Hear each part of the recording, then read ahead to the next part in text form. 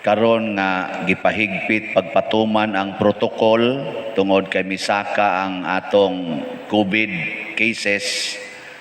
Usas gidili kanig yung bata dadon sa simbahan. Unya magdakag bata niya pangutanon ka diin man kag katungod nga magbuhat ani. Kinsa may gahatag nimog katungod? Unsa may imong itubag? Hingka ako, buot day mo nako. Ako maning katungod. Kana katungod sa nimo. Gitawag na siya og personal right.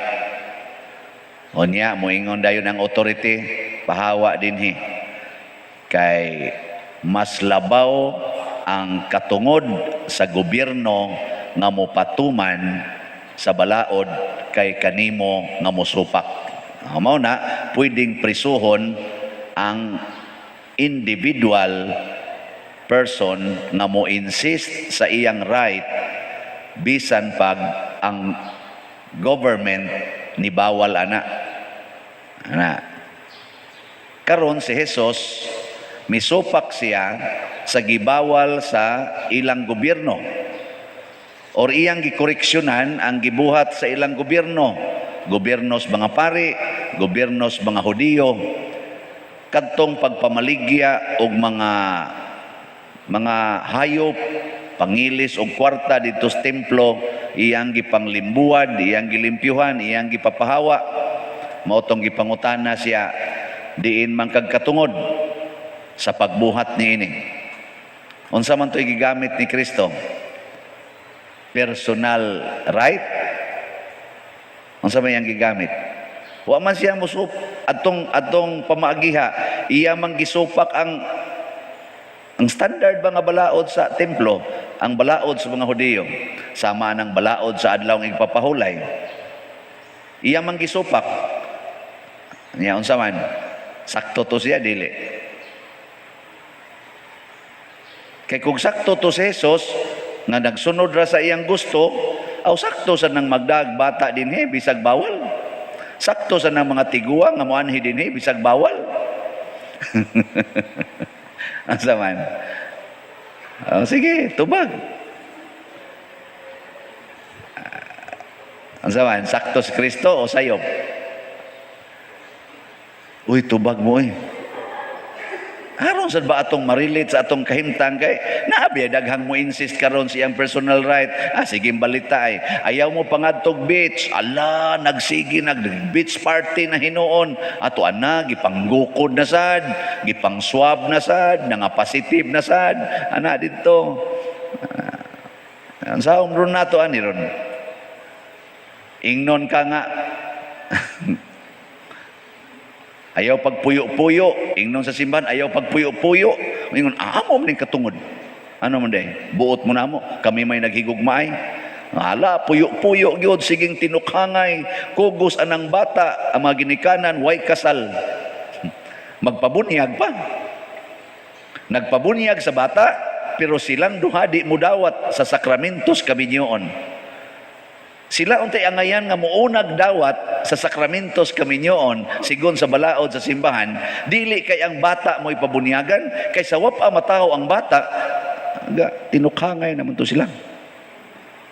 Niya ang sakramentong gikinhanglan sa ilang pagtinukhangay kadto mang kasal. Uy, may magpabunyag naman nun. Usahay katulo na nagpabunyag, wa lang gyapoy kasal. Diha pa gani akong gibunyagan din eh. Ambot hinomdom ba ning atong sekretary? Akong gipangutana, ikalima na to niyang anak. Wa lang gyapoy kasal. Kay di ako no sila ready. Pero lima na naigo. Unsa man na?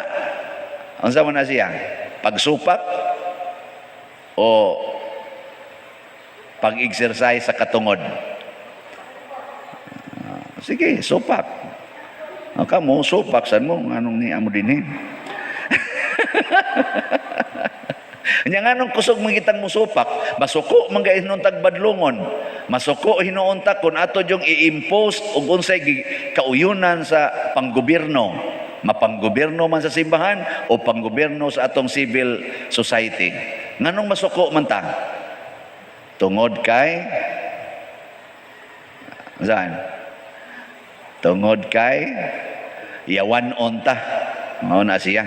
Ang yawa ragi di mo sunod, bisa Ginoo pa di niya sundon kay siya ragi masunod. Masuko ginang yawa kung badlongon or koreksyonan. No, kamong nangasuko diha.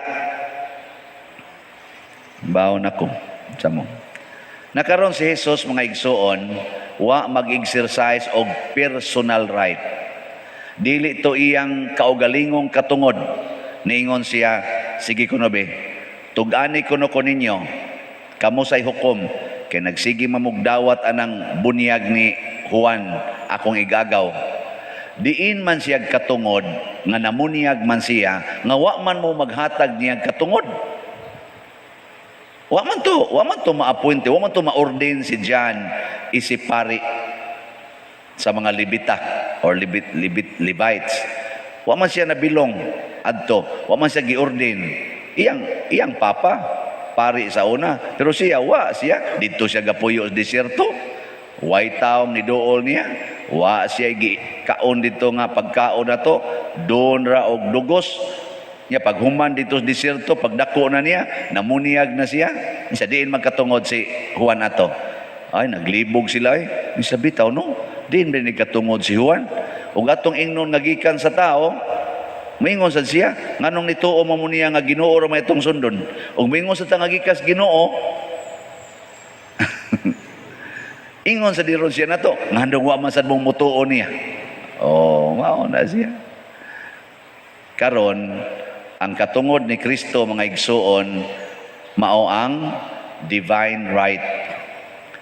Ang katungod sa Ginoo. Ug mao ni ron ang atong giwagtang sa atong katilingban. Daghan na kay tag mga human rights, daghan na kay tag mga human laws, pero ang atong kasagarang giwagtang ang divine law ug ang divine right over us, over the world. Kanabang dunay katungod ang Ginoo nga mobadlong nato, dunay katungod ang Ginoo nga mo giya nato. Naay katungod ang Ginoo nga atong paminawon, atong sundon. Karon dias imong kinabuhi, ikaw rong simba dinhi. Saman, naapay katungod ang Ginoo nimo? Dip. Ay lang mong tubag kay lanog kay tanan, lingian na lang na imong tupad. Ang pangutan ay napay katungod ang Ginoo nimo. Sige. Nanay katungod ang Ginoo nimo. Iya, kanang imong colors buhok. Napay katungod ang Ginoo sa imong buhok o ika na lang nagbuot. Kanang imong kilay kisay gabuot ana ron. Napay katungod ang Ginoo diha nga mo koreksyon nimo ana. Napay katungod ang Ginoo nga mo koreksyon anang imong pagsigi gamit og kondom, kanang pills, napay katungod ang Ginoo. Kanang imong pagputol anang imong fallopian tube sa ligation, naay katungod ang Ginoo diha. Imong gihatagag katungod sa imong fallopian tube. Kanang imong pag-abortion, naay katungod ang Ginoo nga mo koreksyon nimo nga ayaw nag-i-abort ng bataa. Napasay katungod diha sa imong pagmabdos. O ikaw na lang yun. Kani mga pangutanaha ba? Napay katungod ang Ginoo sa imong yuta nga motudlo nimo unsaon paggamit o ikaw na gyud mo itag-iya og naay katungod sa imong yuta nga hasta ang Ginoo di na nimo paminawon. Napasay katungod sa imong mga anak o ikaw ra gyud magbuot kung kanus-an nimo hapuhapon, kanus-an nimo kusion, hapakon og yaw-yawan. Sige, tubaga na. Napay katungod ang Ginoo sa kolekta o di ana lang gis akong bulsa. Napay katungod ang Ginoo aning kolekta ro simbahan o di ana lang gis pare. Kanang mga pangutanaha ba? Sa imo rong pag-uyab-uyab, napay katungod ang Ginoo mobadlong ninyo nga ayaw mo pag premarital sex, ayaw mo paghimo ana mga physical intimacies nga laway kay tanan. Ang imong cellphone naay katungod ang Ginoo unsay imong tan-awon. Sige magtanaw ng porn. Napay katungod ang Ginoo mo badlong nimo diha o ikaw gyud mo ay dunay katungod sa imong cellphone. Daghang mga butang angay nato ipangutana. Imong kwarta karon kanang naros imong pitaka naay katungod ang Ginoo nga moingon ihugda tanan sa kolekta. O mingon ka, ngigagod ako kuning papalit og sudan ihugda nos kolekta. Uy, tubag mong. Tanawa. Karon sad kita sad mapugog sa tamang bitaw no. Mao na kung ang Ginoo pa lang untay atong paminawon pag-una, kung gituman pa nato ang gibuhat di ba Mary nga seek first the kingdom of God and everything will be given to you, nga ang pulong sa Ginoo mo'y gihigugma ni Maria, o kana pa lang untay itong gisunod, unta ning COVID. Kay kining COVID, kwaon ra nis Ginoo, kay di siya musugot nga masakit og COVID-19 ang iyang mga mas kanabang sanena masunuron matinuman lain sang matinumanon aka naman kusog mosunod nga mga buutan nga mga anak. Kamong mga ginikanan makatugot ba mo nga ang inyong anak dagmalan nya buutan kayo? Dili gyud. Nya kay ang Ginoo supreme power man siya. Kaning mga COVID, kaning mga sakit, sama na mga diabetes, kanang mga cancer, kanang uban pa dihang mga sakit nga grabe kay tanan. Sa yawa man niya ang yawa, andira man as gahom sa Ginoo, protektahan gyud Ginoo ang untata. Nya nga man ta protektahe kay ang Ginoo karon lagi in general gamay na lang kaayog right sa tong kinabuhi. Musangpit ra gid ta niya kung nagkalisod na ta. Nya moingon dayon ta pagsulti, gibuhat tanako ang tanan. Karon Ginoo na lang gyud mag-igo. Uy, istoryahe nagpataka ka na lang tabi. Gibuhat na gid nako ang tanan. Karon Lord, ikaw na lang gyud mag-igo. Stage 4 naman gyud. Paghimog milagro, mutuo pag yun ko pa dir nga naay milagro kay gibuhat na namo ang tanan. Nasayod yun ang Ginoo na. Siya na lang gyud mag-igo. Dili oy. Ing na hinoon unta gisunod namo ang Ginoo sa tanan niyang pahimangno karon stage 4 na. Congratulations, padong na ni nga mobalik sa Ginoo. O ana, ayaw pagsigig pangayog milagro. Ang himua hinoon ang pagtuo nga inig kamatay na to din hitungod kay na cancer ka stage 4 balik sa Ginoo. Ay napagkisi-kisi dag kimo-kimo pag yun stage 4 ay na lang. Dialysis pag yun, niya katulos o sa kasimana, kaupat o sa kasimana, para lang mabuhi. Imo pa nang gidonate ang mga bata diyang galakaw-lakaw. Niya ikaw diha, pahuway lang ka. Dangtag mga 3 ka adlaw, wa na ka. Balik na kas Ginoo. Niya mga bata, buhi pa. Sila na sa to'y madiabetes, sila na sa kidney failure. Magkita mo dito, langit. Ana, relax raon tata. Oy, mao ni ron.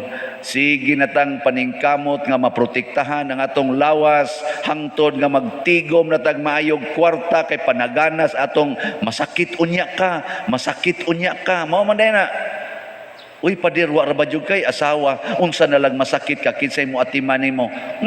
Ngano mo day mo atiman? Kining magsigig rosaryo din di gyud mo atiman ako. Gabaan na. Kanang magsigi dinig simba ana sige kalawat ani akong kamot sige ko pakalawat nga di mo atiman ako bantay la mo unya mabalaka day ko ana kinahanglan jud kong mga sawa kinahanglan jud kong muhimog secret relationship na sa panagsa pero ang ako ba ayaw ka blaka ug mamatay ka pa dir wa ra ba jud kay sa ingon anak kanang plan sa St. Peter. Oy, gilibrihan nami sa St. Peter karon. Buotan kay taga St. Peter gilibrihan nami. Ang gusto niya nga mga matay nami. Ay, taga St. Peter ay. Wala. Ini kasakit na daghang parishioners. Og di mo atiman gabaan. Kanara kon. In short, kung magsunod tas Ginoo wagid tay kabalaka.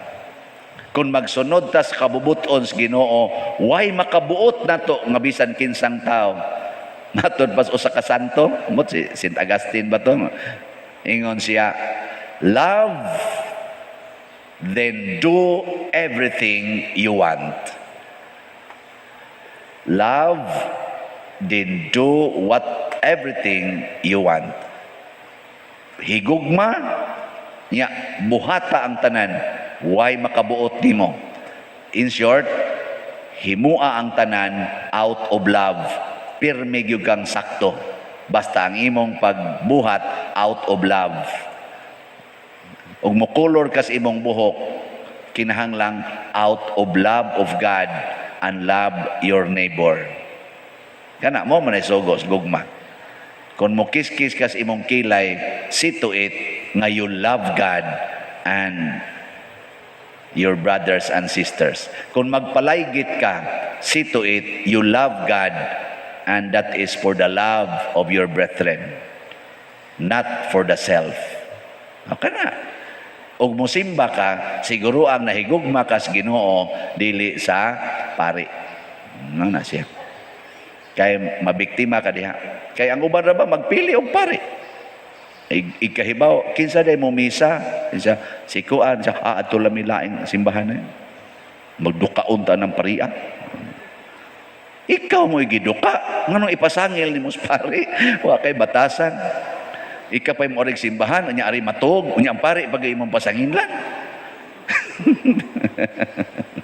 Munas ginhawang barog-barog, pari diri, wali diri, nya ikaw na imo lang katulgan, ang pari, bagay mong pasanginlan. Grabe naman sa ikaw eh. Paminaw diha. Ingka di man gyud madapad diri kay luyam kay tingog. Ano imong napasanginlan ang luyag tingog? Di man ko kasabot, o bugo ka. Di ta joke. Ang pasabot lang nako basta out of love, di jud ka magpili. Di ka magpilig tao, di ka magpilig simbahan. Simba dito kay nice kay ilang church. Oh, ang simbahan mo imong simbahon o ang Ginoo nga naa diha sa simbahan. Wa na tay kahumanan ani manindog na ta.